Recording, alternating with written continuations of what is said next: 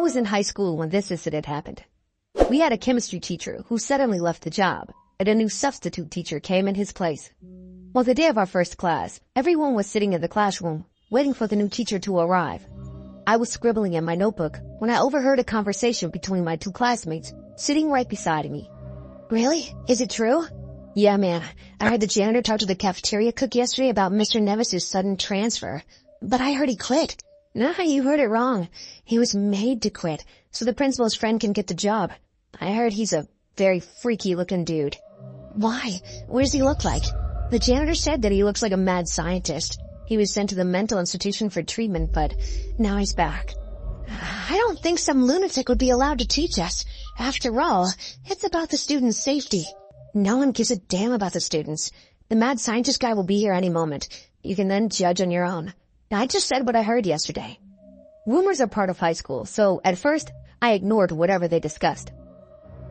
I thought he would be like any other boring teacher, but time proved me wrong. The class was becoming chaotic as the students got impatient. Some started throwing paper balls at each other, while the couples started making out in the corner.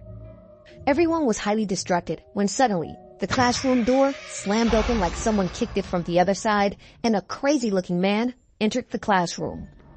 He had a messed up, electrocuted hairstyle with a very freaky-looking nose. The man had a bunch of books in his hand and slammed them on top of the teacher's desk and then screamed in a high-pitched voice. I won't tolerate any kind of nonsense in my class, you two. Stop shoving each other's tongues in your mouths and take your seat. His appearance was intimidating, no doubt. All the students went quiet immediately and took their seats. He then grinned, really huge, and slowly scanned the classroom with his vulture eyes. I will teach in my own unique way, so anyone who has a problem with that, get out of my class right now. Again, no one replied and just sat shocked and terrified. He then picked up a chalk and wrote his name on the board. He slowly turned back at us and said, "No, sir, no, mister.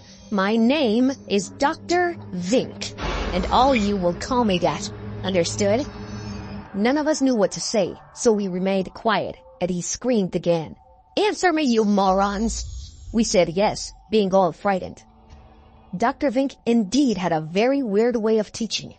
In the first class, he made us rip our chemistry book pages and throw them in the class dustbin. Our school football team captain, Jack, tried to protest, but Dr. Vink shut him up, saying, "Are you one of those popular kids who's planning to get a scholarship based on a stupid game? Excuse me? I am here to teach you, so the doors are open and the football ground is outside. You are most welcome to leave any minute."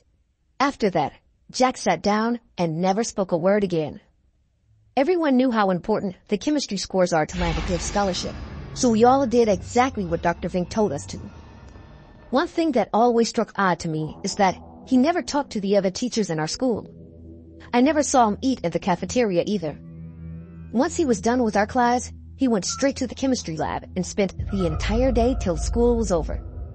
He never took us to the lab after joining us as our chemistry teacher. And whenever any student asked him about that, he always said, "The lab is under maintenance. I am running my own experiments there. I will take you in once I am done." No student ever complained about this because they knew Dr. Vink will make their life miserable if he finds out we ratted him out. And he will find out. Apart from his craziness, he was a good teacher. The way he taught chemistry actually started making sense to me. Even the stupidest students always paid attention in his class.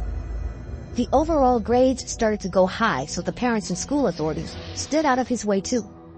But sometimes I felt he gave good grades just to keep himself out of trouble. He kept everyone happy by providing this delusion that our school chemistry standards had gotten higher since he joined. One day, he took a surprise test and everyone passed. My friend Kyle and I were discussing our papers when I noticed I had made 2 terrible mistakes, but Dr. Vink still gave me an A.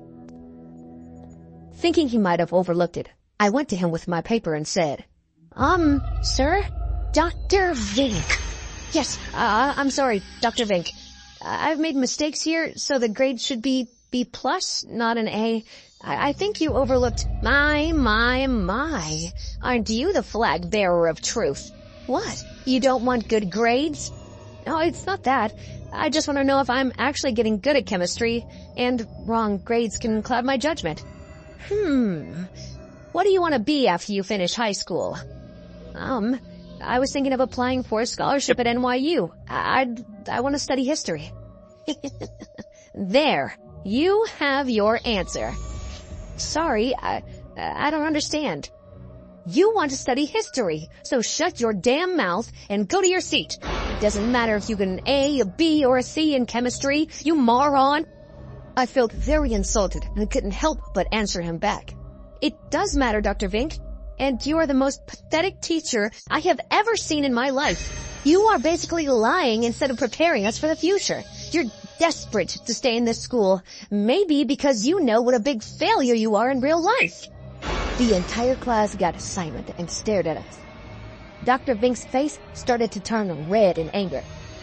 He suddenly got up from his chair and grabbed the laptop on his desk and started slamming it on the table while screaming like a lunatic. How dare you talk to me like that? How dare you? You incompetent, moronic fool! The laptop shattered into pieces. He started kicking and destroying everything he could find in that classroom. Being freaked out by his behavior, all the students ran outside screaming for help. The principal and other teachers arrived, but none of them could even get one step close to our mad chemistry teacher. He just snapped and kept demolishing the school property. Having no other option left, the school authorities called the cops. Even when the cops were dragging Dr. Vink out of the classroom, he was kicking in the air, spitting everywhere, and threatening to kill us all. I will be back, morons. They can't keep me behind bars forever. And next time, I'll burn this school down to the ground. I will dance over your ashes. My name is Dr. Vink, and I will have my revenge. The principal was bashed by the student body and the parents for hiring someone with such a traumatizing mental state. What scared our town was when the cops searched our chemistry lab, they found explosives and highly dangerous chemicals made by Dr. Vink. He actually wanted to blow this place up.